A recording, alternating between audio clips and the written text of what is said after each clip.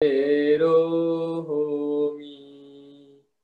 abhyapajyo homi anigo homi sukhi attanang pariharami sabbe satta bhavantu sukhi tatta. Okay. Hope all of you can hear me properly and see me properly. So, yeah, we can I hear would you. be, yes, okay. I would be very glad once in a while if I can get a response from the other side. Hopefully, Anuruddha Hamdro will be there the whole time. Okay. So, if you can remember the chant I just said, the gatha I just chanted, that is going to be the topic, the guide for the today's sermon. We will try to take each line of that gatha and try to explore the meaning and see how we can apply that meaning to our lives. So that would be our guide to go through this 1 hour or a little bit more than that, and see what is the meaning and how we can apply to our lives. Before I move on to that, I would like to tell you two things. The first thing is that some of it can be my own interpretation, how I have experienced this gatha, the meaning of this gatha in my own lives. So it might not be the same as you might already have or the same meaning, but we can you might have your own agreement or disagreement. So I would like to invite you to be patient with me until the end and to try to explore the meaning of this gatha together with me, right? And the second thing I wanted to tell you is that most of the things I'm going to tell you will not be anything new, but the things that would be within our own experiences. So things I'm going to put them into a different order so that we can relate to them easily, and then maybe to act it as a reminder of the things that we already know. So with that aside, we can move on to exploring the meaning of the gatha. Right, so it's 4:17 in the morning here, as you might already know. This is the earliest that I'm doing a sermon, a talk, or any kind of public speaking ever in my life. So this is like the earliest.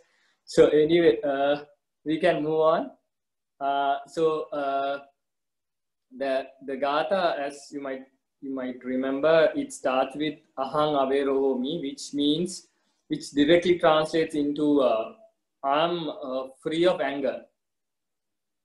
So here I believe when it says I'm free of anger, it means the whole range of anger. It's not only the rage that sometimes we feel, it's not only the temper, but even mild annoyance we feel maybe at somebody who is trying to tell you the things that you don't like, maybe someone who is trying to boast around you about the things that they acquired, something like that, or trying to gossip around you the way you don't like, the small incidents where we get mildly annoyed.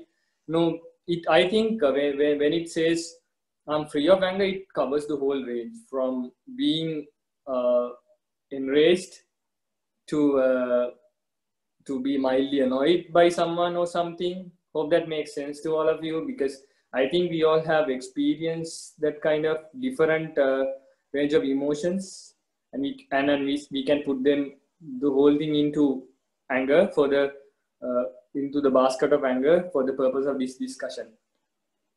So the direct translation, as I believe, of the first line, ahang averohomi, means I'm free of anger.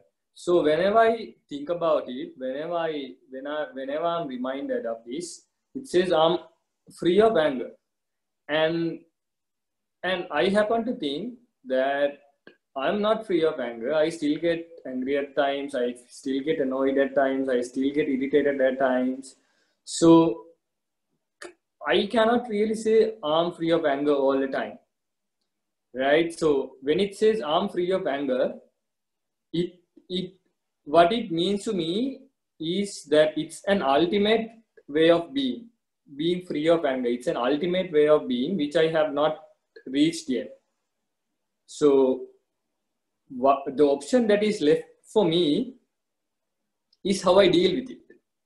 So ahang avedu homi means I'm free of anger. I'm not there yet, but there is the option I have is how I'm going to deal with it, right? So how I'm going to deal with it will determine whether I will be free of anger eventually.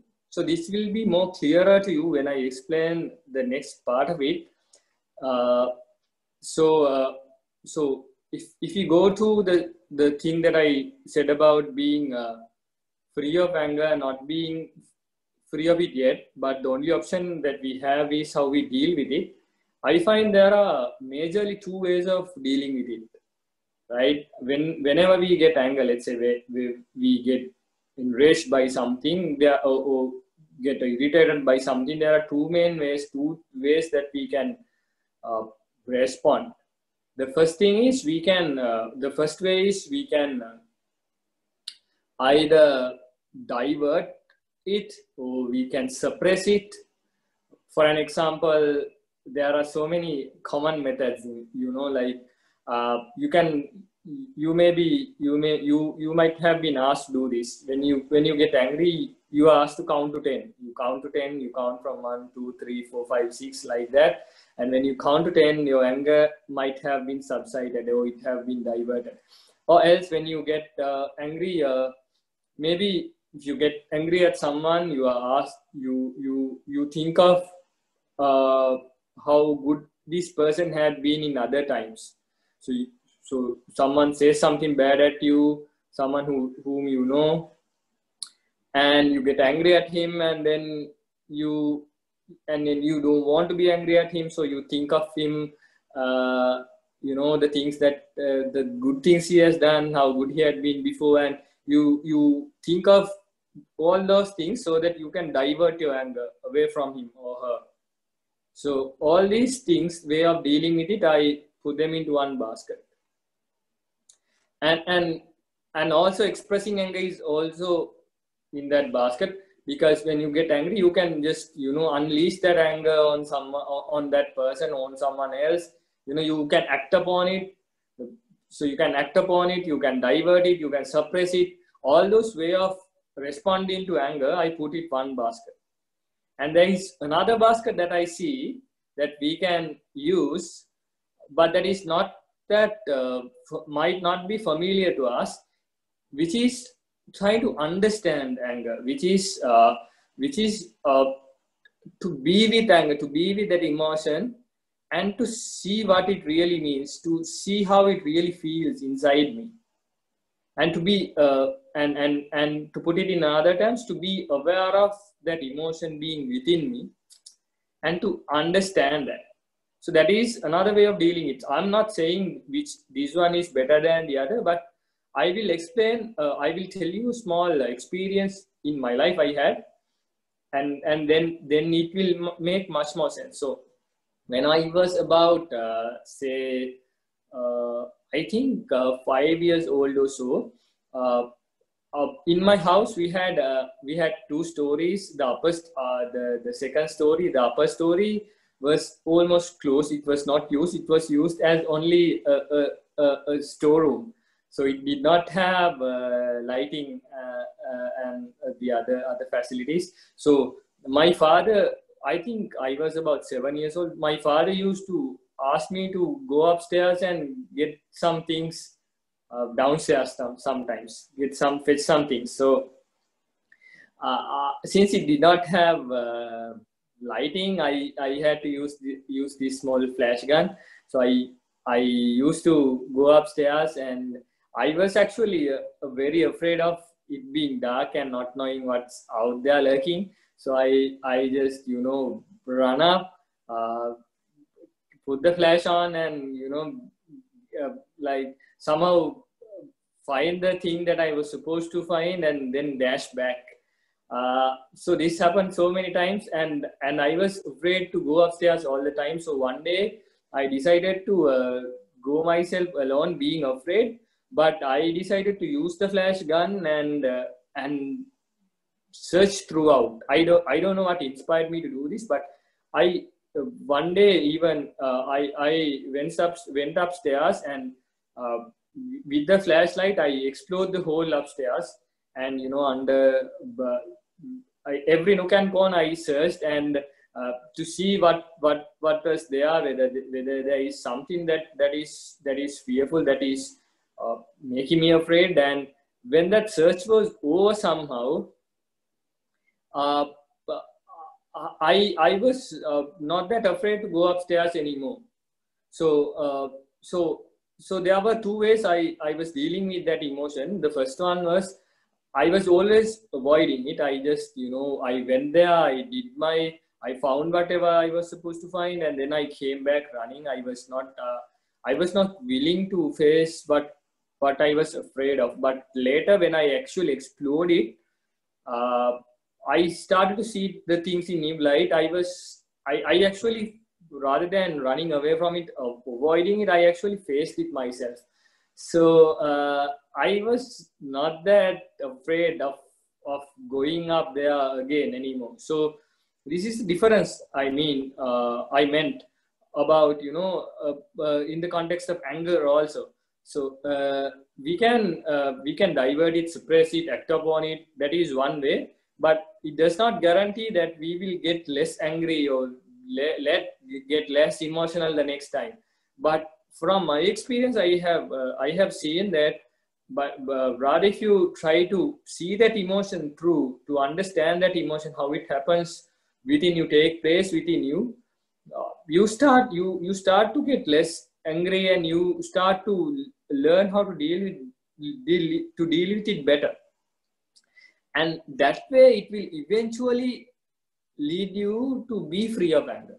So the more you suppress it, more you divert it, more you act upon it, I believe it will not lead you to be less angry eventually, or to be free of anger eventually. But the other way, trying to understand it, dive deep into it and feel that emotion, to see what it really is, it will help you to eventually be less angry, to become maybe even free of anger. So that's what we are going to dive deep into today. Again, how we can see anger for what it really is, to dive deep into it, right? So let's move on with that premise of trying to understand this emotion of anger better. So we are still at the first line, ahang avero homi. So we are not yet free of anger, but we are trying to, rather than trying to suppress it, avoid it, we are trying to understand it and to see how we can really feel it and understand that emotion of anger. So let's take several incidents where we get angry, right? I mean, there should be so many events that we can get angry. We might get angry at a person who says something that we don't like. We might get angry at the government, right? The way the government is dealing with, say, the COVID-19 situation. Some of us wants the governments to keep everything shut down, so as to ensure the safety of people. Some of us wants the government to open the business as soon as possible so that we can get on with our work, you know, to get the things back to normal. So the government is, the way the government is acting is the same for both of the people. But one group of people is angry at the government for the way they are acting, right? Or even we can get angry at very small things. Even you can get angry at your computer. I remember this one time I was supposed to, in my second year of the university, I was supposed to submit this assignment. The next day, I had been working on it for last 2 days, and suddenly the computer crashed. And when it turned up, the whole work that I had been putting on has gone, and I was so mad at myself and at the computer. I almost trashed it up. So even the little things like that, I think things like that has happened to most of you, like, right? So you can even get you get mad at angry at your kids, your spouse, your husband, your wife, the government, all range of people and things. So the idea is we will try to break down anger. So if I take all those instances, how we get angry at things, how we get angry at people, the common factor is that there is a way in our minds that things should happen. The people should act. We think we have a frame where we believe this is the way people should be. People should act. The government should act. The computer should act. Even how the weather should be. We have this thing in our mind, the way things should work. Our wish and our will, we have this. And when things do not go according to that, we get angry, right? So that is the common pattern. We have a wish or will about the way the things should work, the way the people should behave, and when that does not go the way we want, we get angry. I think that is the common pattern, and we can put it into every situation. So so this thing is really important when we try to understand anger, because we have our wish, our will, the way we want the things to happen. But the real question is, how possible is for these things to happen the way we wish, the way we will? Or how possible is the people to behave the way we wish, the way we will? Right? So we will again take few examples and see how possible are for the things to act the way we want, right? So we will go big first. We will see how, we will take the universe itself and see whether how much our liking, how much our willingness is there in the way the world works, right? So if you take, for an example, if you take the sun, the movement of sun. Let's say I get up in the morning and I want to sleep a little bit more. So I wish the sun would not come up till few hours later. But the sun would turn up like clockwork. Actually, the clockwork is based on sun. So the sun would turn up whether we want the sun to turn up at 6 o'clock in the morning or not, right? So we liking to sleep a little bit more the sun does not care about our needing to be to sleep a little bit more. Or even, maybe in the winter you might want it to be a bit warmer than it is usual, a bit warmer at least for today, but it would not work like that. Even the simple things, when a leaf from a tree breaks from its branch, it comes down, it never goes up, right? It comes down, it never goes up. So likewise, there are ways the world works. We might have different interpretations of those ways. Like, when a leaf breaks down from a tree, it falls down. We might interpret saying that we might have different explanation for it. In the earlier times when people were not using Western science to interpret things, people might have said the mother goddess has love for everything and everyone, so it keeps everyone bound to her.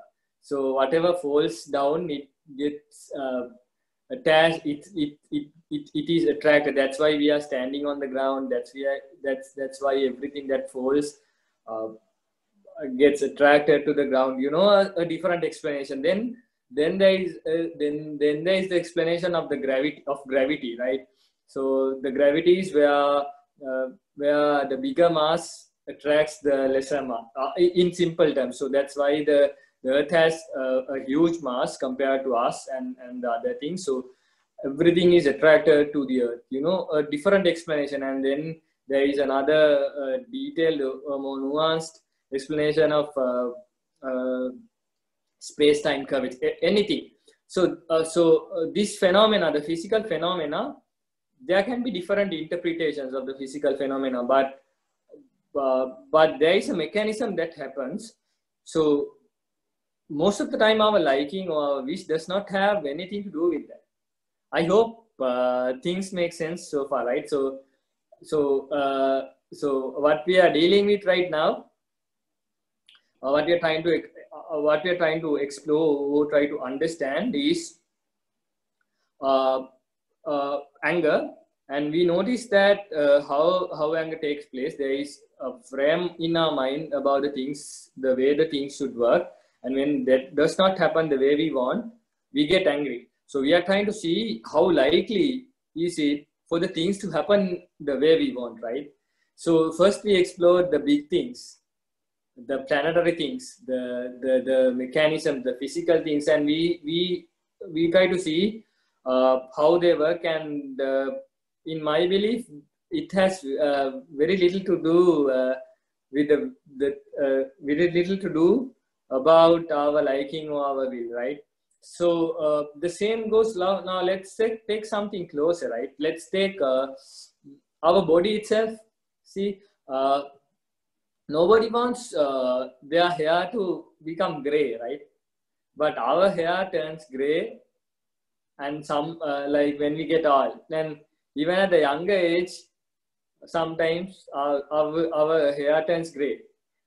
We might not want it, we might want it, but somehow it happens eventually, right? We want our eyesight to be as the same as when we are 20, but it does not. It does not stay the same. It gets deteriorated. Actually, we can do to adapt to do them. I mean, we can wear contacts, we can wear glasses, but what happens with our eyesights happen eventually, and it gets deteriorated.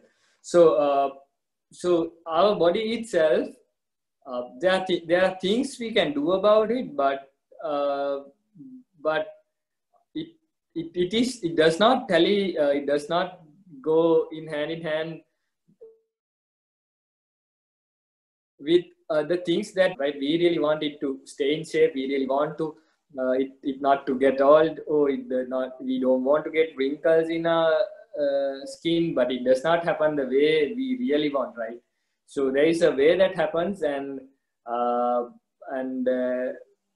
we have to be okay with it, right? So again, now we have a way that things should happen, and when those things does not happen, when those things do not happen, we get angry. But now we might be able to see that even though we have that liking, the things would not go the same way we want always, right? It does not happen with the whole world. It does not happen with our body. What about the people around us? So if we cannot keep our body itself the way we want, how possible is it for the people around us to behave the way we want? It's not that likely, right? So I believe it's not that likely. Actually, we can do things about it. It does not mean that we should stay neutral and let everything to happen the way that the things are going on. No, we can do things about it, but again, there is a natural pattern that takes place also, and the only thing we can do is we can be aware of it, right? So there is another small example I take all the time to explain this thing about how much things we can do about the things that is going on out there. So imagine a small kid gets sick, and he is taken to the hospital by his mother, and he is admitted to the hospital, and he is admitted to the hospital, and on the next step there is another child with his mother with the same sickness. Now, who has been admitted just before? Now there is bed A, bed B, and child A and child B adjacent to each other, and their mothers are with them, right? And the doctors treat both the kids the same way. And after 2-3 days, the kid in the bed B survives, and the kid in the bed A dies. Now, they were treated the same way. They were taken to the hospital at the same time, but one kid survives and the other kid does not.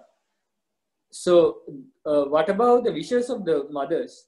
Both the mothers wish the same for both the kids, right? Both the mothers wanted the kid to be safe and to be back to normal as soon as possible. But one kid did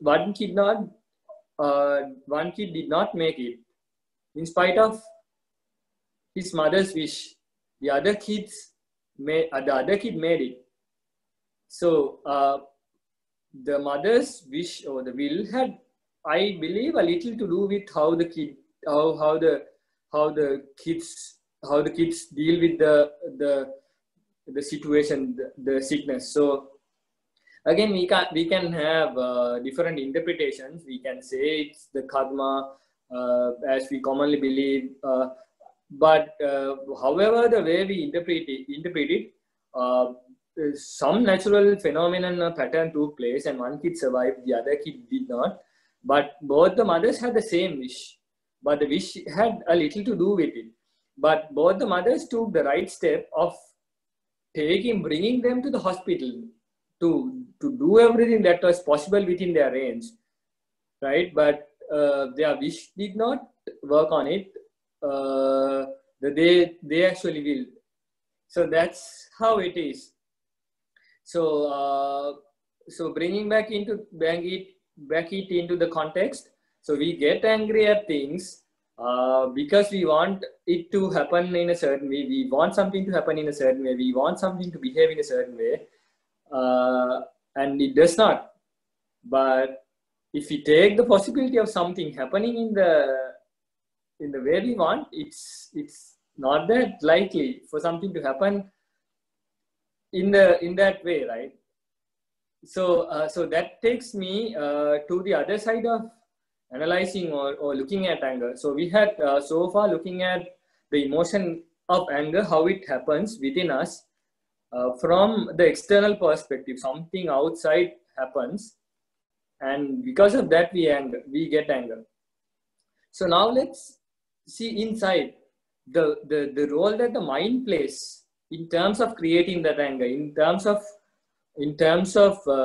triggering that anger. So something outside happens, we want it to happen in a certain way, it does not. So anger is triggered. So now we look at how the mind works in terms of creating that anger. So are you with me so far? Things make sense? Yeah, you can go ahead. Okay. So now let's take a look at how the mind actually works in this context. So if I take how the mind works, it's easier for me to take the other faculties, one of other indriyas, and then turn to the mind. So what is the duty or the role of the eye, our eye? I think the role of our eye, the duty of our eye, is to make us see anything that comes before us, before our eyes. So our eyes does not care whether our eyes do not care whether it's seeing a Swamin Wahanse, or whether it's seeing someone else, whether it's seeing some other priest. Whatever comes before the eyes, it shows it sends back that image to the brain or to the mind. So whatever comes in front of it, whether we like it or not, the duty of the eye is to send that image to the mind. Same goes to the ear, right? So whatever noise that is created outside, the duty of the ear is to make some sense of it and send that signal to the mind, right? So likewise, the mind has its own duty. So what is the duty of the mind? The duty of the mind is to create thoughts, to create emotions. Whatever signal that other faculty sends in, and the mind itself uh, uh, uh, gets in certain ways gets thoughts, and based on those signals from the eyes, the visuals, the sounds, and all that, the duty of the mind is to create thoughts and create emotions. So that's how the mind works, right? So in terms of in the context that we just in the context that we try to explain anger. So something outside happens. So when that phenomena, when that incident is detected by the mind, mind generates its own way of of that thing to happen. Mind has its own frame of the way this thing should happen, and mind detects that it is not going in the same way. So when someone is when for an example, when someone says some bad words at you, when someone says those bad words, that you want everybody to respect you, to treat you with dignity, to talk to you gently all the time. So when someone says something bad at you, the mind detects, okay, it's not going in the same way you want, and mind wants you to act. So mind wants you to act, and mind wants you to create certain mind creates certain emotion in you, so that it motivates you to act against it, act upon it. So anger is such a motivation that is created by the mind to act upon that incident that you really don't like to happen. So let's take the same example. So mind wants so you want the computer to work properly. You want things to be perfect. You want to submit this assignment tomorrow. So you want the computer to work. You want that information to retain even after the computer crashed. But when it does not, when that file is not there, the mind detects that, and it is not what it wants. It triggers this emotion within you, so that you can act upon it.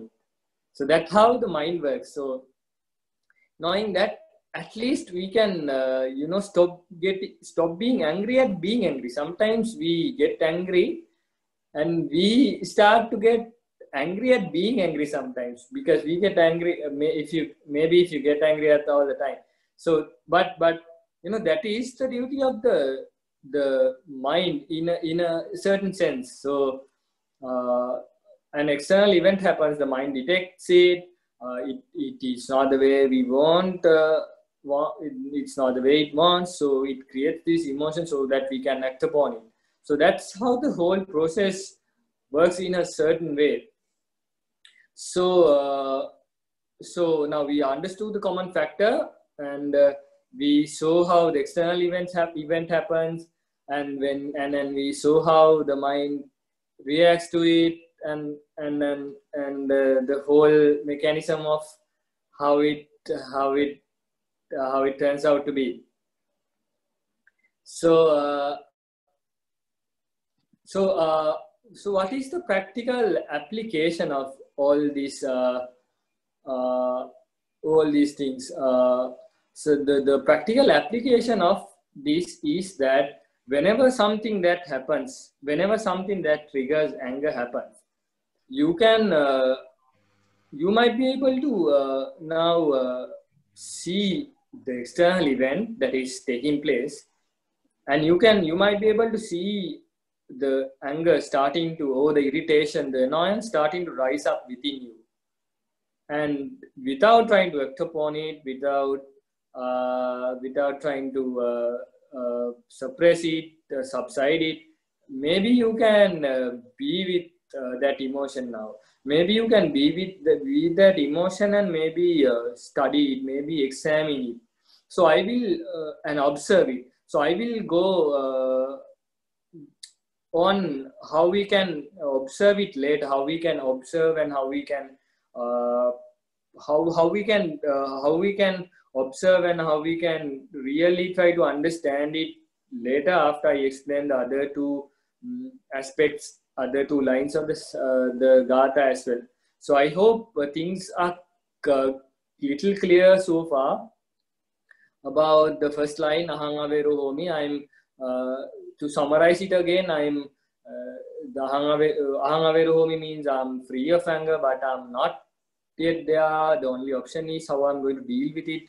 It matters because it matters how I deal with it matters because it will decide whether I'm on the path to get to be free of anger eventually. So there are two ways of dealing with anger. Either you can suppress it, divert it, or you can be with anger. You can try to understand it. So in terms of understanding anger, there are we looked at how the mechanism of anger being created. We want something to happen in a certain way, something to behave in a certain way. When it does not, we get anger, and we saw the role of the mind of creating that anger. It sees these external events, it detects it's not the way it wants, so it creates this emotion of anger so that we can act upon it. So without actually acting upon it, without that most emotion to be suppressed, we can be with that emotion and maybe we can study that emotion. So the benefit of that is I have experienced that it will help you to master the emotion more and more, and maybe get less annoyed, let angered, less irritated the next time. So with that, I will leave that line, and then I will go to the next line. If you can remember, we started with Ahang Averu Homi, and then we moved into Abhyapajyo Homi. So again, Abhyapajyo Homi means, it has again different meanings. It means I'm free of fears. It has a lot of, I have seen different interpretations of Abhyapajyo Homi, but what I like most is I'm free of fear. Again, this is I see as an ultimate state of being. Being free of fear is something that is a state of being ultimate. Again, since I'm not there, the option I have is how I'm going to deal with it. Again, the same principle. We can, as I explained in my story when I was small, you can suppress it, you can keep it aside for some time, but the other option is be with that emotion and examine it and study it and observe it, right? So let's see how we can see anger, observe anger, and then how maybe dissect anger. So again, let's take another example. So let's take some instance where we get fear, we get afraid. For an example, very simple example, imagine you have to deliver this presentation, this big speech, this big talk to a large number of people. Just before you get onto the stage, if you are that sort of person, you have this stage fear, you might be afraid to step into the stage and to deliver that talk. Before speaking to a crowd, you might have this fear. It's something most of us have experienced in our lives. So what happens there in that situation? If we try to break it down, we see an event that is going to happen very soon, and we start generating different outcomes. Our mind start generating different outcomes as to what can go wrong, right? So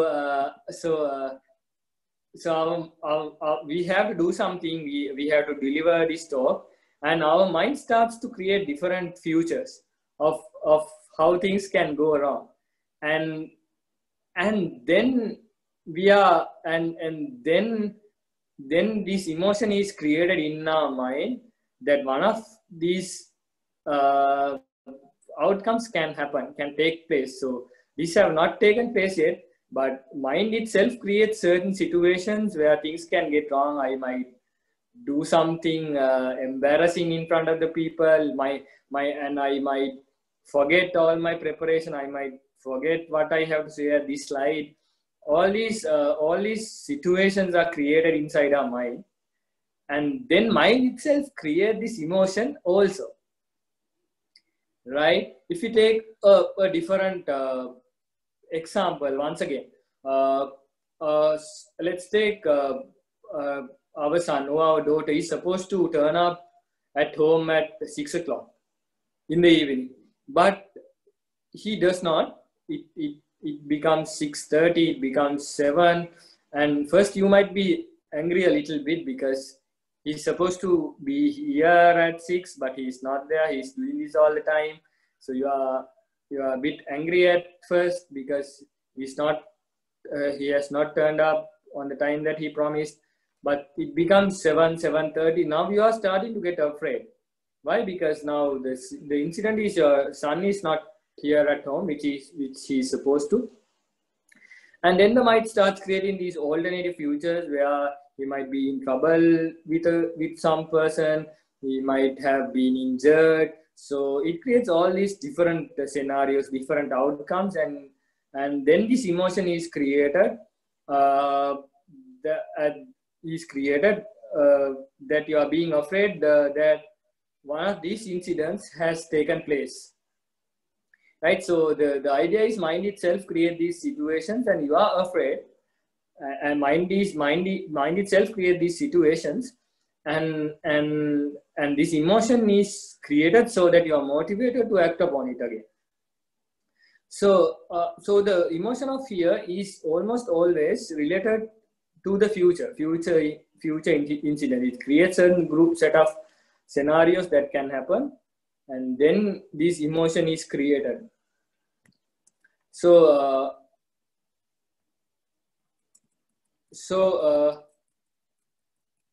what is again the practical application of it, of knowing this thing? So we know that an external incident is happening, external situation is happening, and mind is creating certain futures. Now, I will take another example, which is easier for me to explain the next idea. Now, imagine you get a small chest pain. Now, what happens next? You start thinking on that pain. You start thinking, okay, what if it is something worse than a small chest pain? What if it is a heart attack? What if it turns out to be a heart attack? What if it becomes serious? What it becomes fatal? What will happen to me? What will happen to my family? All that thought process gets triggered in our mind. It starts with the chest pain, and based on that, it starts creating different scenarios. And then we have the physical pain on one side, and then we have our mental process going on. So the physical pain is one thing, and the mental pain is again another thing. So we have the chest pain, and then a whole series of mental pain is created based on that chest pain. So the physical pain is real, and then mental pain also gets real. I'm not saying neither mental pain is not real, but sometimes the fear of mental pain can be more severe than the physical chest pain that we experience. next day we go do a checkup and doctor might say it's nothing, you don't have to worry about it. But imagine that emotions that you went through maybe the whole night. So you had the physical pain and you had this whole range of emotion, the mental pain. So maybe next time when we get fear, that kind of fear, we can see the pain to be what it is, and we can see the mental process to be what it is. We can see the external event to be what it is, and we can see the whole mental process that is going on to be what it is, right? So again, that is again how we can actually observe it. I will try to explain, dive deep into it a little bit further after I explain the next line also. So hope things are clear so far. So we try to dissect anger, how it works, how the mind, the role of mind in that, how the anger works, the role of mind in that, and how sometimes there can be something physical going on, something physical phenomena is going on, and how the mind interprets in a certain way. Mind creates certain emotions, and yeah, that. So let's move on to the next line. Ahang Averu Homi was the first, Abhyabhajya Homi was the second, and then Anigu Homi, which is the third line. It's again similarly, it might have different interpretations. One I like the most is what it says is, I'm free of compulsions. Anigu Homi means I'm free of compulsions. Compulsions are those urges that we have, those things that we have that makes us do extraordinary things, that makes us go extraordinary lengths to get certain things done. For an example, imagine you see some food, some dish, some Sri Lankan food you like most. And when you see that food, you might want to taste it, right? You might not only want the taste of it, you might remember the experiences you had while you were having that dish with a group of people. You might want that experience back again. You might want to experience that emotion, that everything. So food, you can have compulsion for food. You can have compulsion to association with different people. You can have compulsions to see different sceneries, to listen to songs.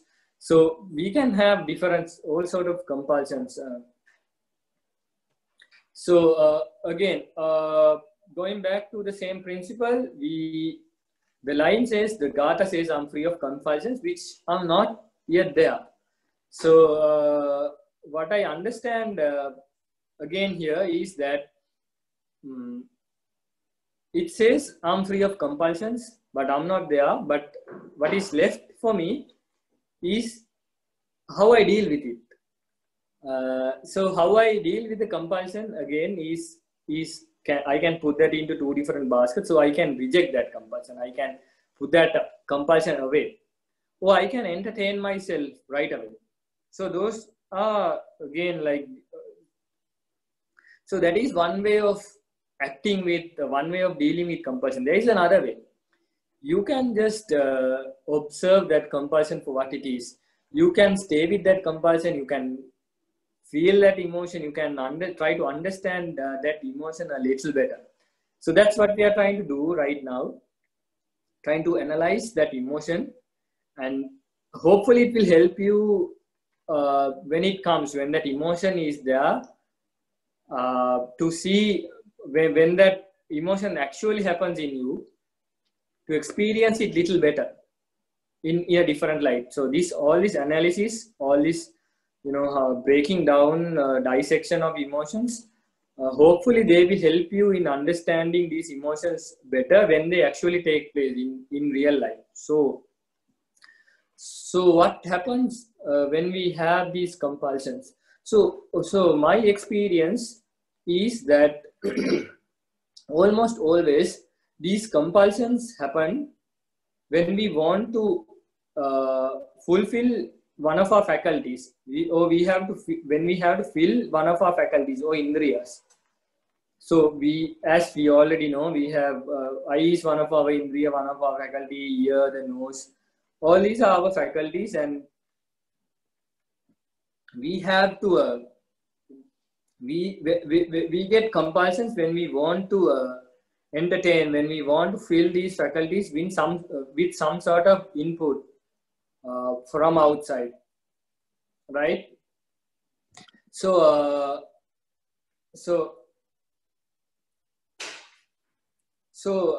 the common thing about it is about filling those faculties. It is that we want, let's say, we want good sceneries, good images, good pictures for our eyes. We want to hear good sound, good music for our ears. We want good smell, nice smell.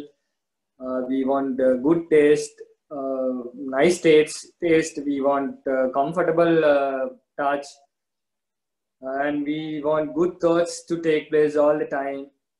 Yeah, that's how the compulsion works. So we something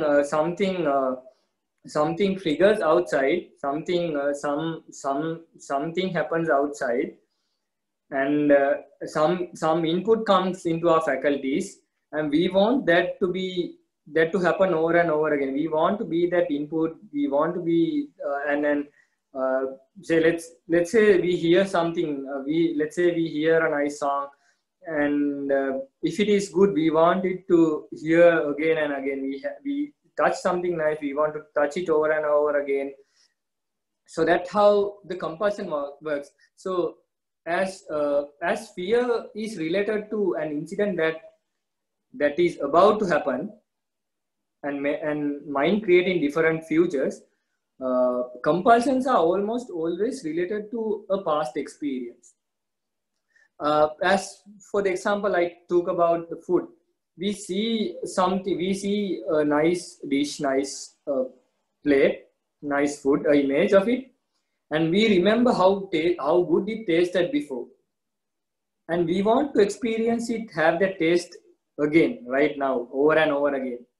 So we remember something, we see something that we experienced before, so somehow something is triggered, and we want to experience it again and again. Right, that's how the compulsion works. So again, I think we are getting closer to the time that we stop the sermon.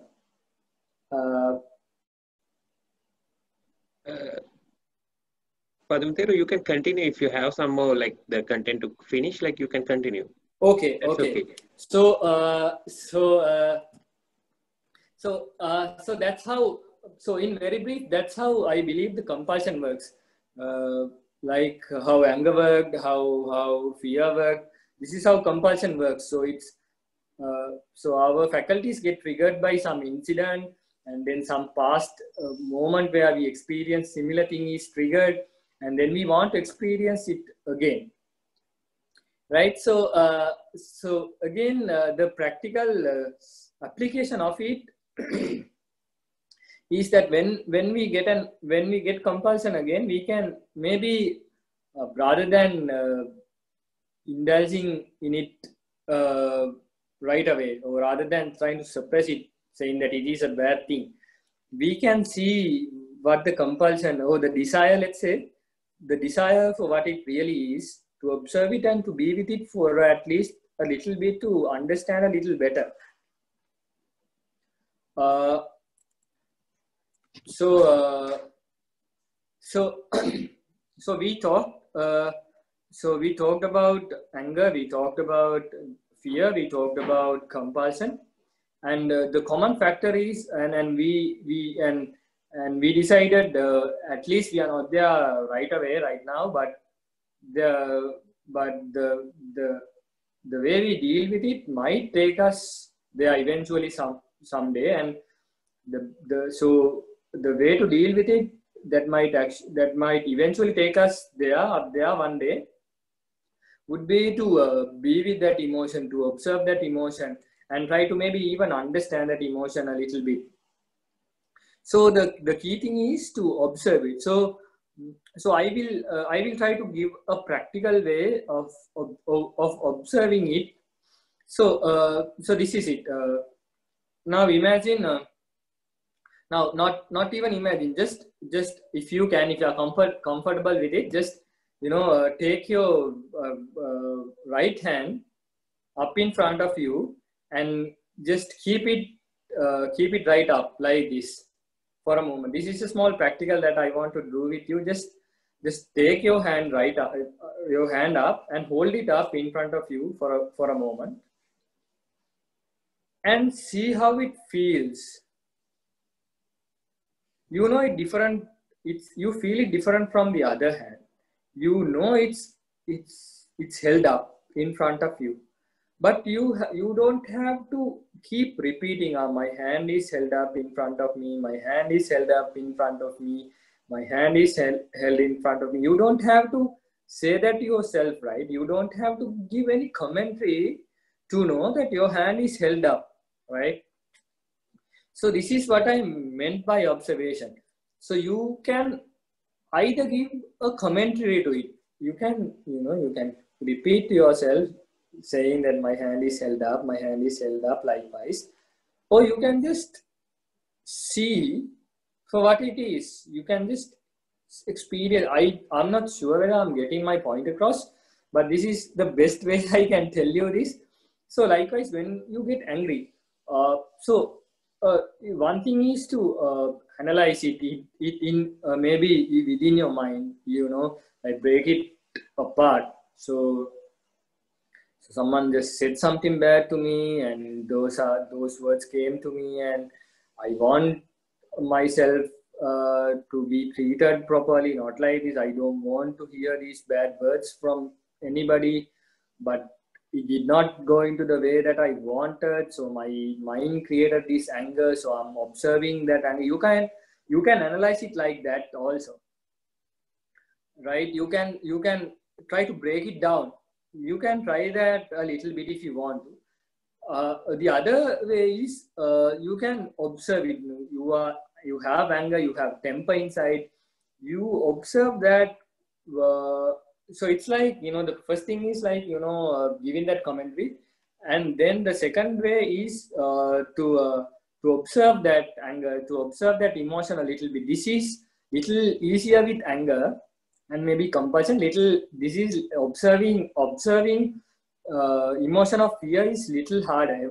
Whatever I said is harder said, easier said that done, but observing fear can be little difficult, can be little intimidating, because that emotion can be little strong.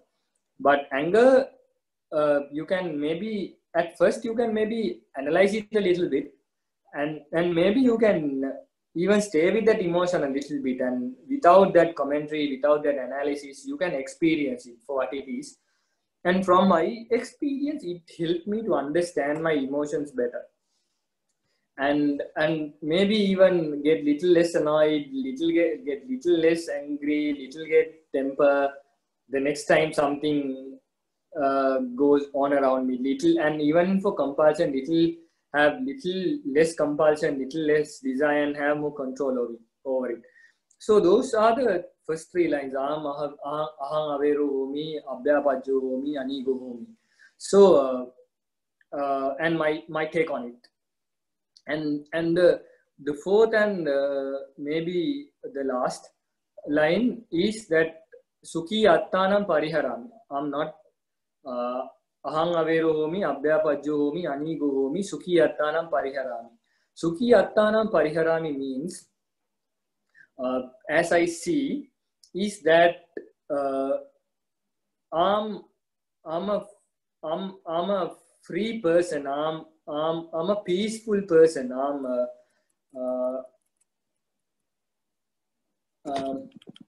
I'm peaceful being. I have a blissful existence. So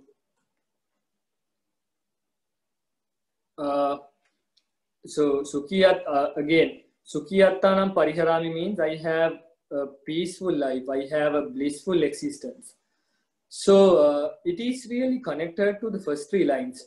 Now just imagine a point where you are free of all anger. You can deal with situations free of anger. You can maybe even scold at someone, maybe take actions against someone without being angry at the person. Imagine that you are free of anger, you are free of all fears. You can take certain action, but without the without the emotion of fear, without that hardcore fear. And you are free of compulsion. Imagine that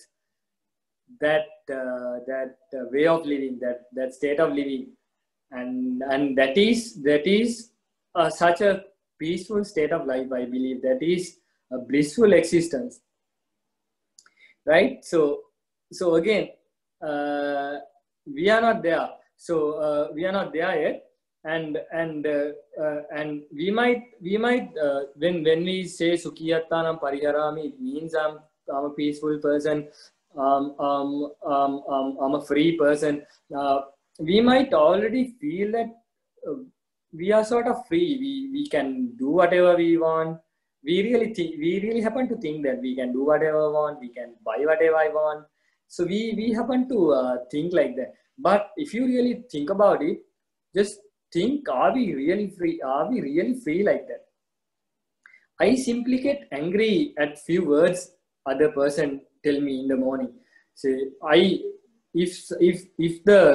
when I get off the cab, if some cab driver tells something to me, something bad, I get angry at that person, and he can make me so enraged. Those few words. So my happiness at that point depends on that person. So I'm kind of not free. Anyone can enrage me at any point. I'm prone to that. So something happens, something small like a chest pain happens. I'm engulfed with a range of fear, range of emotions. I'm enslaved to some compulsions. So I'm enslaved. I'm enslaved to compulsion. I'm at the mercy of the words of some person. So maybe my happiness, my freedom depends on the words of another person. My freedom or my happiness depends on some compulsion, and when that compulsion kicks in, my happiness is not there, and I'm driven by this compulsion. So I'm driven by the compulsion. I'm driven by fears. Maybe I'm at the mercy of the words of another person. So my happiness is dependent on other people's words, other triggering factors. So maybe I'm not so free at as much as I would like to be, right? So, but if I can, master my emotions, at least to see what they really are, to observe them right there when they comes in, when they kicks in, maybe I can master my emotions a little better. Maybe I can identify these emotions a little better.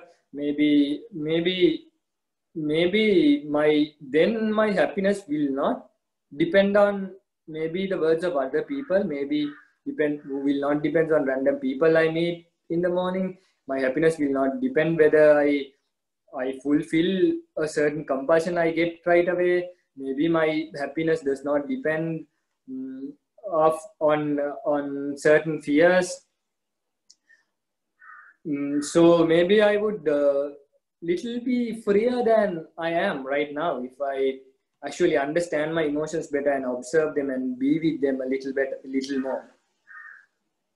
So that's the whole idea of Sukhiyattanam Pariharami. So I'm a blissful existence. So to be a blissful existence, I have to at least a little bit master my emotions, because otherwise my emotions get better of me. I'm at the mercy of my emotions. So for me to be an blissful existence, I have to master my emotions, and the best way to do that is to understand those emotions rather than suppressing it or diverting it or entertaining them right away. So that's the idea. The final day is the final line. It says, Sukhiyatanam Pariharami, and Sabbe Satta Bhavan Sukhiyatta means I am a blissful existence. May all the other living beings also have that blissful existence, a way of spreading that compassion, spreading that bliss that you feel of being, of having mastery over those emotions to other beings. So like that. I think that's most of it. I think I was able to cover it substantially from beginning to end of that Gatha, and hopefully you are able to apply a little bit. And before I end the sermon, I have one small advice. Not really an advice, one small thing that you can start experiencing what I just said. I hope, I expect at least you eat, I think you eat rice and curry and with hand. And if you do that, maybe if you have not noticed yet, whenever we eat with our hands, we do many things at once. We just after the first bite is over, we use our fingers to mix some of the curries and rice together. And while we are mixing, we are chewing the bite we took just before, right? We are chewing the bite that we just took before while we are mixing. And when we take the next bite up and when start chewing, we are still continuing the mixing up, right? We are doing these two things at once, and we had been doing that for our whole life if we are still doing it.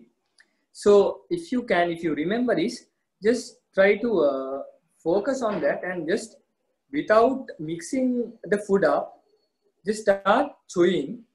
Do chewing only the bite that you just took without mixing it. Mixing the next bite, mixing the next thing. Just start chewing whatever you have in your mind, and try to see how it feels inside you, inside your mouth. The different tastes, the different textures, because you have stopped mixing. Because you have broken that pattern, your mind can easily focus on that, what is happening inside your mouth, and you can see the different tastes and different textures, and how you can feel that, and how you can observe it. You will feel, you can experience it, and then you start mixing it without, after you take that into you, after take that bite into you, you can start again mixing it. And while you are mixing it, you are not chewing. And while you are chewing, you are not mixing it. So if you can do this, again, this can be a starting point to see what I just said. Observing anger, observing fear, observing compulsion. All that has to start from one point. And this can be an easy point to start, to see what the emotions really are. And that is my final thing to you before I end the sermon and before I do Punyanamodana. So I wish all of you to be what the Gatha said, to be free of fear, to be free of anger, to be free of compulsion, and to be that blissful existence eventually. Starting from right now, to be that person eventually. So with that wish, I end the sermon, and I will move on to the Punyanamodana. And so today's sermon was sponsored by and supported by Dinesh and Mekala. So their wish is for this merit to guide Dinesh, Meghala, Sevandi, Ganga, Rohan, Vimal, Kamani, Sunera to attain supreme bliss of Nibbana. And I wish that to all of you also who had been who joined with this sermon, and whoever we can see, we cannot see, whoever we named, we did not name, whoever attended the session, whoever attended the sermon, I wish and we all wish for them to have these merits and to be blissful. And if they are in any woeful planes, for them to attain blissful planes, and for them to attain the supreme bliss of Nibbana eventually. And yes, and to transfer all the merits to all the named and unnamed beings. And with that, we will chant the Punyanumodana Gatha. Akasatta cha bhummatta devanaga mahiddhika punyantang anumoditva chiran rakkantu sasanang. Akasatta cha bhummatta devanaga mahiddhika punyantang anumoditva chiran rakkantu desanang. Akasatta cha bhummatta devanaga mahiddhika punyantang anumoditva chiran rakkantu savakang tumam paranti. And also, idam me nyati nang hotu sukita huntu nyateo. Idam me nyati nang hotu sukita huntu nyateo. Idam me nyati nang hotu sukita huntu nyateo. Alright, with that I end the sermon. May all of you attain supreme bliss of Nibbana and Theruvan Sarai.